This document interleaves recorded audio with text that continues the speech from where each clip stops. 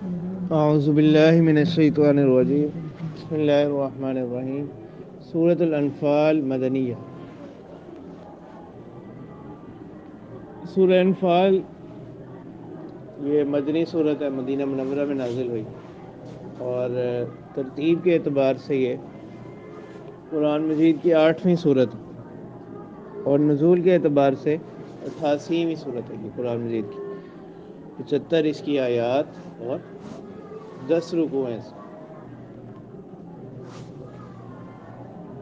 تو چونکہ ان دونوں صورتوں کے مضامین میں یکسانیت، اسی وجہ سے اس کے بعد جو سورہ برات ہے اس کے اور اس کے درمیان بسم اللہ ذکر نہیں کی جاتی، مصاحف میں درج نہیں ہوتی، ٹھیک ہے۔ البتہ اگر وہاں سے کوئی ابتدائی تلاوت کرے تو وہ کیا پڑھے گا؟ اعوذ باللہ بسم اللہ پڑھے گا وہاں۔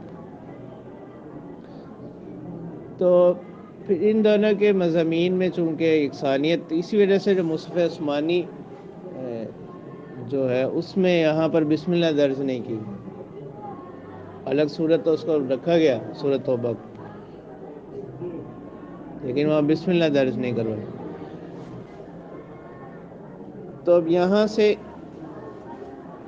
آخر تک، سورۃ توبہ کے آخر تک ان دونوں صورتوں کا جو مضمون ہے وہ ایک ہی ہے، اور ان میں جو اہم ایک بات ہے وہ کس کے حوالے سے؟ جہاد سے متعلق احکام، اور خاص پھر اس صورت میں جو سورہ انفال ہے اس میں غزوہ بدر کا ذکر ہے۔ اس کے پس منظر میں غزوہ بدر کے احوال کو سامنے رکھا گیا، اور اسی سیاق میں یہ آیات کیا ہوئی، نازل ہوئی۔ تو بعض روایات میں آتا ہے کہ غزوہ بدر کے وقت بعض حضرات نے، یعنی جو مال غنیمت حاصل ہوا تو ان میں بعض صحابہ کی خواہش تھی کہ جس نے جو مال حاصل کیا اس کو وہ مل جائے، وہ سارا مال اسی کو مل جائے، ٹھیک ہے۔ تو اس موقع پر پھر یہ کیا نازل ہوئی، یہ آیات نازل ہوئی۔ اسی طرح بعض روایات میں آتا ہے کہ 3 جماعتیں ہو گئی صحابہ کی، ایک تو وہ جماعت جو دشمن کے تعاقب میں نکل گئی غزوہ بدر میں آخر میں نا، اور ایک وہ جماعت جو جب فتح ہو گئی اس کے بعد وہ مال غنیمت انہوں نے سمیٹا، اور تیسری وہ جماعت جو آپ صلی اللہ علیہ وسلم کی گرد تھی صحابہ کی، آپ صلی اللہ علیہ وسلم کی حفاظت کے لیے۔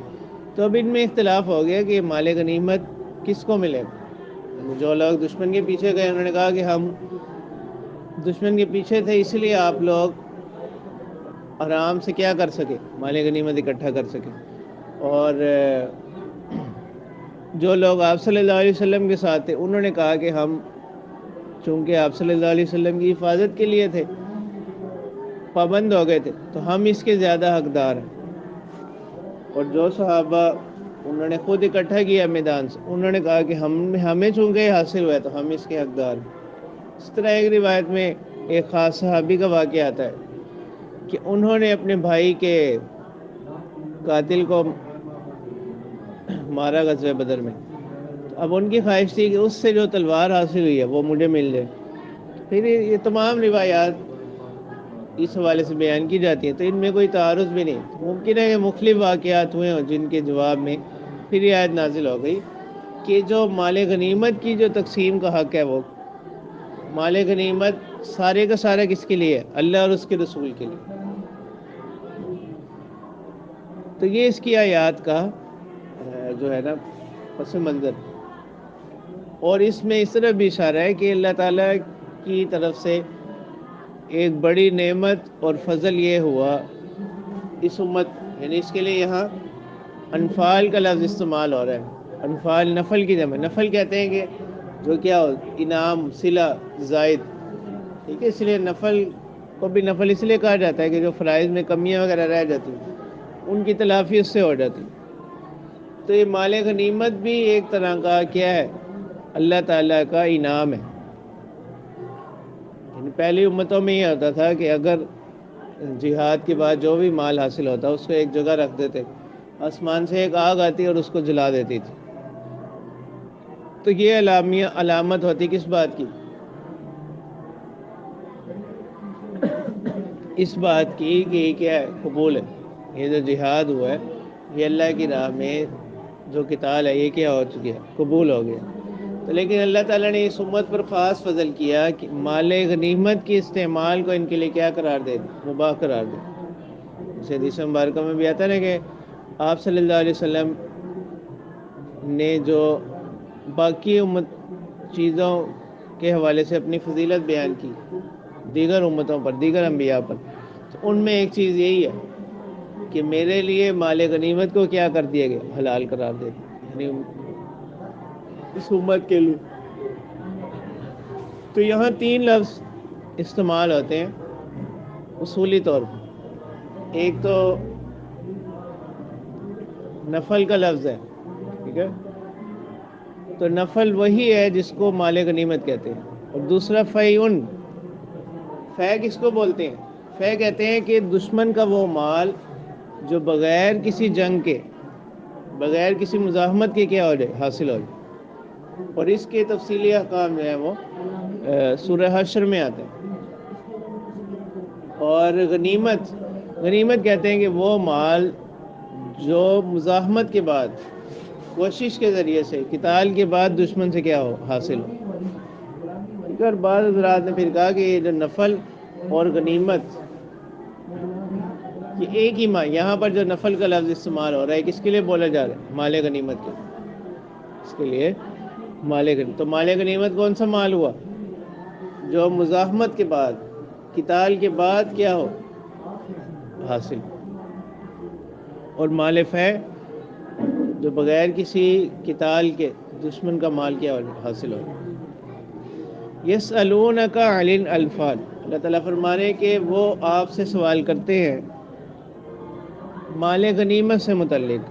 قل الانفال للہ والرسول.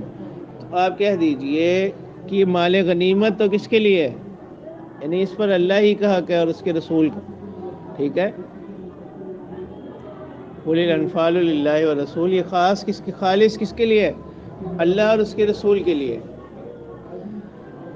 تو باقی اس کے جو احکام ہیں وہ کہاں پر بیان کیے گئے؟ اسی صورت میں آگے چل کر وَاعْلَمُوا أَنَّمَا غَنِمْتُم مِّن شَيْءٍ فَأَنَّ لِلَّهِ خُمُسَهُ.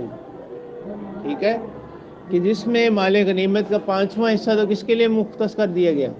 اللہ کے لیے، رسول کے لیے، قرابت داروں کے لیے، ٹھیک ہے، یتیموں کے لیے، ضرورت مندوں کے لیے. اور باقی 4 حصے مجاہدین میں تقسیم کر دیے جائیں. تو اسی بنا پر بعض مفسرین نے اس آیت کو کیا قرار دیا؟ منسوخ قرار دیا. قل الانفال للہ والرسول اور وَاعْلَمُوا أَنَّمَا غَنِمْتُم، اس کو کیا قرار دیا؟ ناسخ. لیکن جو مفسرین کی ایک دوسری جماعت ہے وہ اس کو یہاں پر نسخ کی قائل نہیں ہے. وہ کہتے ہیں کہ یہ کیا ہے؟ یہاں پر مجمل آیا قل الانفال للہ والرسول، تو یہاں پر اجمال ہے، اور دوسری آیت میں اس کی کیا ہے؟ تفسیر. یہاں پر یہ کیا ہے؟ مجمل ہے، اور دوسری آیت میں اس کا بیان آ گیا، تفسیر آ گئی. تو وہ یہاں پر نسخ مراد نہیں لیتے. فَاتَّقُوا اللَّهَ وَأَصْلِحُوا ذَاتَ بَيْنِكُمْ. تو اللہ تعالیٰ اب توجہ اس طرف دلا رہے ہیں ہم لوگوں کی کہ اصل جو چیز ہے وہ کیا ہے؟ فَاتَّقُوا اللَّهَ، اللہ سے ڈرتے رہو، تقوی ہے. وَأَصْلِحُوا ذَاتَ بَيْنِكُمْ، اور آپس میں اپنے جو معاملات ہیں ان کو کیا کرو؟ سنوارو. تو یعنی یہاں اس سے مراد ہے آپس میں اتفاق سے رہو. وَأَطِیعُوا اللَّهَ وَرَسُولَهُ إِن كُنتُم مُؤْمِنِینَ، اور اللہ تعالیٰ کی اطاعت کرو اور اس کے رسول کی اگر تم ایمان والے. تو یہاں اللہ تعالیٰ نے کامیابی کے 4 اصول بتلا رہی ہیں یہ آیت. ایک پہلی چیز کیا ہے یہاں پر جو بتلائے گی؟ تقوی، اللہ کا خوف. اور دوسرا کیا ہے؟ آپس میں باہمی اتفاق و اتحاد. تو باہمی اتفاق و اتحاد یہ کس کا؟ بڑی کامیابی کے لیے پیش خیمہ ثابت ہوتا ہے، اس کا مقدمہ بن جاتا ہے. اور تیسری چیز اللہ کی اطاعت اور چوتھی چیز جو ہے رسول کی اطاعت. انما المؤمنون الذین، اللہ تعالیٰ فرما رہے ہیں کہ مومن تو وہی لوگ ہیں، یعنی اب ان کی صفات بیان کی جا رہی ہے نا کہ مؤمنون کون لوگ ہوتے ہیں. انما المؤمنون الذین اذا ذکر اللہ وجلت قلوبہم، کہ مومن تو وہ لوگ ہیں کہ جب اللہ کا ذکر کیا جائے تو ان کے دل کیا ہوتے ہیں؟ لرز جاتے ہیں، کانپ جاتے ہیں، ڈر جاتے ہیں. تو یہاں ڈرنے سے ایسا ڈرنا مراد نہیں ہے کہ جیسے کسی درندے کا خوف ہوتا ہے یا کسی خطرناک چیز کا خوف. یہاں اس لیے یہاں وجل کا جو لفظ استعمال کیا گیا اس میں اشارہ ہے کہ ایسا خوف جو کسی کی عظمت کی وجہ سے ہو. وَإِذَا تُلِيَتْ عَلَيْهِمْ آيَاتُهُ، اور جب ان کے سامنے قرآن کی آیات تلاوت کی جاتی ہیں، زادتہم ایمانا، تو ان کے ایمان کے جو انوارات ہیں ان میں کیا ہو جاتا ہے؟ اضافہ ہو جاتا ہے. یعنی ہر نئے حکم سے ان کی جو جذبہ اطاعت ہے اس میں کیا ہوتا ہے؟ اضافہ ہو جاتا ہے. ٹھیک ہے، تو گو کہ تو یہاں پر ایک تلاوت کا اہم فائدہ وہ کیا کیا گیا؟ بیان کیا گیا کہ تلاوت کے بعد ان کے ایمان میں ترقی وہ محسوس کرتے ہیں، اس کے اثرات میں، انوارات میں، اور عمل کی طرف وہ کیا ہوتے ہیں؟ بڑھ جاتے ہیں. گو کہ تو اب یہاں پر تلاوت کا ایک ادب یہ سامنے آ گیا کہ تلاوت جب ہو رہی ہو اس کو سمجھنے کی طرف بھی کوشش کرنی چاہیے. گو کہ نفس تلاوت بھی ثواب سے خالی نہیں، نفس تلاوت بھی ثواب سے خالی نہیں، لیکن اس کو سمجھنا یہ کیا ہے؟ مزید ثواب کا باعث ہو. اور تیسری صفت ان کی وَعَلَىٰ رَبِّهِمْ يَتَوَكَّلُونَ، تو ظرف کا جو تقدیم ہے کس کے لیے؟ حصر کے لیے. ظرف کی تقدیم کس کے لیے ہے؟ حصر کے لیے. وَعَلَىٰ رَبِّهِمْ يَتَوَكَّلُونَ، اور اپنے پروردگار ہی پر وہ بھروسہ کرتے ہیں. اصل میں تو یہ کیا ہے؟ یتوکلون علی ربہم، وعلی ربہم یتوکلون، اور وہ اپنے پروردگار ہی پر بھروسہ کرتے ہیں. تو توکل کی حقیقت کیا ہے؟ توکل کی حقیقت یہ ہے کہ مادی اسباب کو اختیار کرنے کے بعد نتیجہ کس پر چھوڑ دینا؟ اللہ تعالیٰ. یعنی توکل اس چیز کا نام نہیں ہے جیسے بعض نادان لوگ کہتے ہیں کہ توکل اسباب کو قطع کرنے کا نام نہیں ہے. بعض لوگ اس کی حقیقت قطع اسباب کو چھوڑ دینے کو قرار دیتے ہیں. توکل اس چیز کا نام نہیں. توکل نام ہے اس چیز کا کہ اسباب کو اختیار کرنے کے بعد انسان کس پر بھروسہ رکھے؟ اللہ تعالیٰ. الذین یقیمون الصلاۃ، اور یہ وہی لوگ ہیں ایمان والے جو کیا کرتے ہیں؟ نمازوں کو قائم کرتے ہیں. نمازوں کو کیا کرتے ہیں؟ قائم کرتے ہیں. نمازوں کو قائم کرنے کا مطلب یہ ہے کہ ایسا نہیں کہ وہ صرف 5 نمازیں پڑھی اور فارغ ہو، بلکہ نمازوں کا جو اثرات ہے نمازوں کے وہ ان کی باقی زندگی میں بھی رہتے. تو یہی معنی ہے کس کے؟ قیام صلاۃ کے. وَمِمَّا رَزَقْنَاهُمْ يُنْفِقُونَ، تو یہ تو بدنی عبادت ہو گئی، اور اس میں سے جو ہم نے ان کو رزق عطا کیا، ينفقون، خرچ کرتے ہیں، یہ مالی عبادت. اولئک هم المؤمنون حقا، اور یہی لوگ کیا ہیں؟ ہاں جی، برحق سچے مومن ہیں. تو لہم درجات عند ربہم، ان کے لیے مرتبے ہیں ان کے پروردگار کی ہاں. ومغفرۃ، اور مغفرت ہے، بخشش ہے. ورزق کریم، اور عزت کی روزی. ورزق کریم اور عزت کی روزی ہے. کما اخرجک ربک من بیتک بالحق، جیسا کہ، تو اب یہ تشبیہ کس میں ہے؟ ایک قول تو یہ کہ تشبیہ اولئک هم المؤمنون حقا اس کے ساتھ ہے کہ جس طرح وہ لوگ برحق مومن ہیں اسی طرح وہ لوگ کما اخرجک ربک من بیتک بالحق، تو اسی طرح یہ بھی حق ہے، برحق ہے، جیسا کہ آپ کو نکالا آپ کے پروردگار نے آپ کے گھر سے بالحق، حق کے ساتھ، سچائی کے ساتھ. وَإِنَّ فَرِيقًا مِّنَ الْمُؤْمِنِينَ لَكَارِهُونَ، اور اگرچہ مومنین کی ایک جماعت وہ اس کو کیا کر رہے تھے؟ ناپسند کر رہے تھے. تو یہاں سے کس کو بیان کیا جا رہا ہے؟ غزوہ بدر، غزوہ بدر۔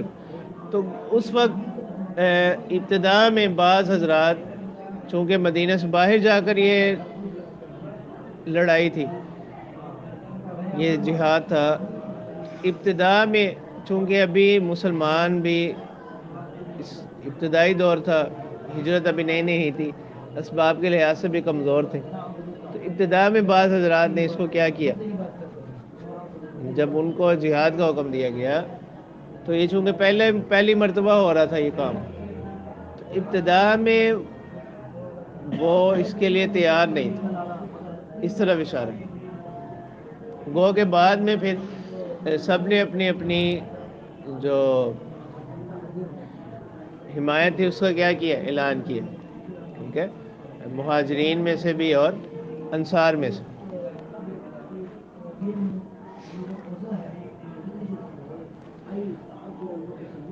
یجادلونک فی الحق بعد ما تبین کأنما یساقون الی الموت وهم ینظرون، وہ آپ سے جھگڑا کرتے ہیں حق کے بارے میں، بعد ما تبین، بعد اس کے جب وہ ظاہر ہو گیا، کأنما یساقون الی الموت، گویا کہ وہ ہانکے جا رہے ہوں موت کی طرف، بلائے جا رہے ہوں، وهم ینظرون، اور وہ دیکھتے ہوں۔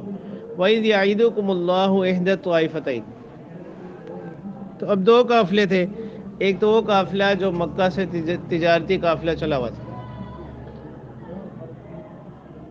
جس کی قیادت ابو سفیان جو کر رہے تھے، اس وقت ابھی وہ ایمان نہیں لے کر آئے تھے، تو اس میں مکہ کے ہر شخص کا تجارتی سرمایہ لگا ہوا تھا، شام کی طرف وہ گیا ہوا تھا، اس کو عیر سے تعبیر کیا جاتا، عین یا را۔ اور دوسری وہ جماعت تھی کہ جو اس کی حفاظت کے لیے مکہ سے ایک لشکر چلا تھا، ٹھیک ہے، اس قافلے کی حفاظت کے لیے مکہ سے ایک لشکر نکلا، اس کو کس سے تعبیر کیا گیا حدیث میں؟ نفیر سے۔ تو اب اللہ تعالیٰ نے اس طرح امتحان لیا کہ اللہ تعالیٰ نے وعدہ کیا کہ ان دونوں میں سے ایک جماعت پر آپ کو کیا حاصل ہو جائے گی؟ فتح حاصل ہو جائے گی، اس پر آپ کیا حاصل کر لیں گے؟ غلبہ حاصل کریں گے، قابو پا لیں گے۔ تو اب ظاہری بات ہے کہ انسانی فطرت ہے کہ انسان کس کی طرف جاتا ہے؟ جس کام میں زیادہ آسانی ہو، ٹھیک ہے۔ اب یہ وعدہ چونکہ کیا تھا؟ مبہم تھا، اب لوگوں نے یہ چاہا کہ ہمیں اس جماعت کے ساتھ، اس جماعت پر غلبہ حاصل ہو جائے جو کیا ہے، جس کے پاس کوئی ہتھیار نہیں، یعنی وہ تجارتی قافلہ، وہ تو صرف تجارت کے لیے آ رہے ہیں نا، لیکن اللہ تعالیٰ کی اس میں حکمت کیا تھی؟ تاکہ جو حق ہے اس کا بول بالا ہو جائے، حق کا اس بات ہو جائے اور باطل کی جڑ کاٹ دی جائے۔ تو وہ اسی صورت میں ممکن تھا کہ جب کیا ہو جاتا؟ جہاد ہو جاتا، اس لشکر سے مقابلہ ہو جاتا جو اسی کی نیت سے نکلا تھا مکہ سے، قریش کا جو لشکر ہے۔ تو اب اسی چیز کو بیان کیا جا رہا ہے، وَإِذْ يَعِدُكُمُ اللَّهُ إِحْدَى الطَّائِفَتَيْنِ، کہ جب اللہ تعالیٰ نے تم سے وعدہ کیا دو لشکروں میں سے ایک کا، أَنَّهَا لَكُمْ، کہ وہ تمہارے لیے ہوگا، وَتَوَدُّونَ، اور تم چاہتے تھے کہ أَنَّ غَيْرَ ذَاتِ شَوْكَةٍ تَكُونُ لَكُمْ، کہ وہ لشکر جو ہتھیاروں کے بغیر ہے وہ تمہارے لیے ہو جائے۔ وَيُرِيدُ اللَّهُ، اور اللہ تعالیٰ چاہتے ہیں، أَن يُحِقَّ الْحَقَّ بِكَلِمَاتِهِ، کہ اللہ تعالیٰ حق کو ثابت کر دیں اپنے کلمات سے، وَيَقْطَعَ دَابِرَ الْكَافِرِينَ، اور کفار کی کیا کر دیں؟ جڑ کاٹ دیں، اور کفار کی کیا کریں؟ کیوں؟ لِيُحِقَّ الْحَقَّ، تاکہ وہ حق کو ثابت کرے، وَيُبْطِلَ الْبَاطِلَ، اور باطل کو اللہ تعالیٰ کیا کر دیں؟ باطل کر دیں، وَلَوْ كَرِهَ الْمُجْرِمُونَ، اگرچہ مجرم لوگ اس کو کیا کرتے ہیں؟ ناپسند کرتے ہیں۔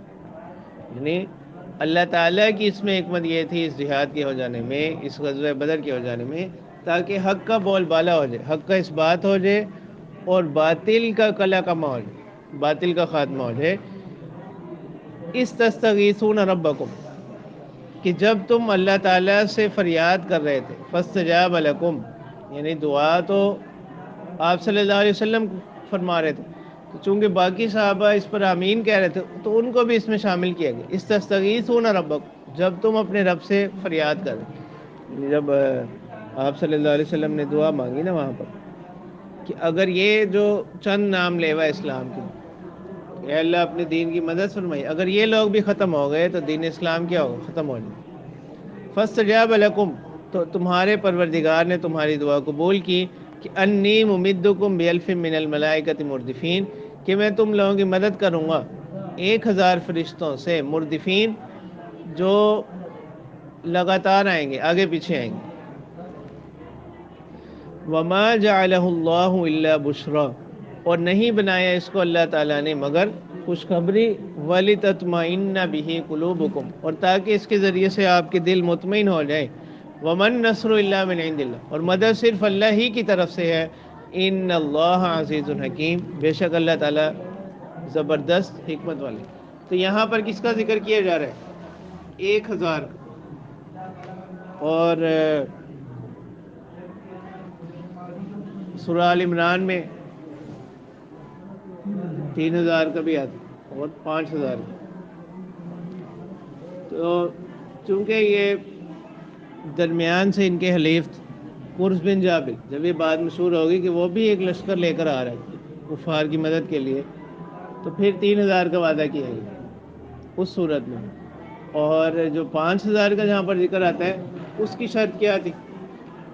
بلا ان تصبروا وتتقوا ویأتوکم من فورہم، اس کی 3 شرائط کہ اگر آپ لوگ کیا رہیں، ثابت قدم رہیں، اللہ سے ڈرتے رہیں، اور تیسری شرط یہ کہ اگر یہ تمام جو لشکر ہیں یہ ایک بارگی حملہ کر دیں تو ھذا یمددکم ربکم بخمسۃ آلاف من الملائکۃ مسومین، اس وقت پھر 5000 کا وعدہ کیا گیا۔ تو 3 شرائط تھیں اس کے لیے، ایک تو ثابت قدمی اور دوسری تقوی۔ تو یہ 2 شرائط تو صحابہ میں کامل طور پر پائی گئی، تو تیسری شرط نہیں پائی گئی۔ تیسری شرط کیا تھی؟ کہ وہ اکٹھے حملہ کر دیں تو پھر 5000 فرشتے بھیجے جائیں گے۔ تو ایسی صورت ممکن نہیں ہوئی غزوہ بدر میں، تو وعدہ تو اس کا کیا گیا تھا۔ تو یہ بظاہر جو تعارض نظر آتا ہے تو اس کی یہ توجیہ کہ وہ مختلف حالات پر، مختلف احوال پر جو ہے وہ کیا ہے، مشتمل، کہ وہ کوئی تعارض نہیں کہ ایک ہی وقت میں کبھی 1000 کہا جا رہا ہے، کبھی 3000 کہا جا رہا ہے، وہ مختلف احوال پر، مختلف اوقات پر معمول ہے۔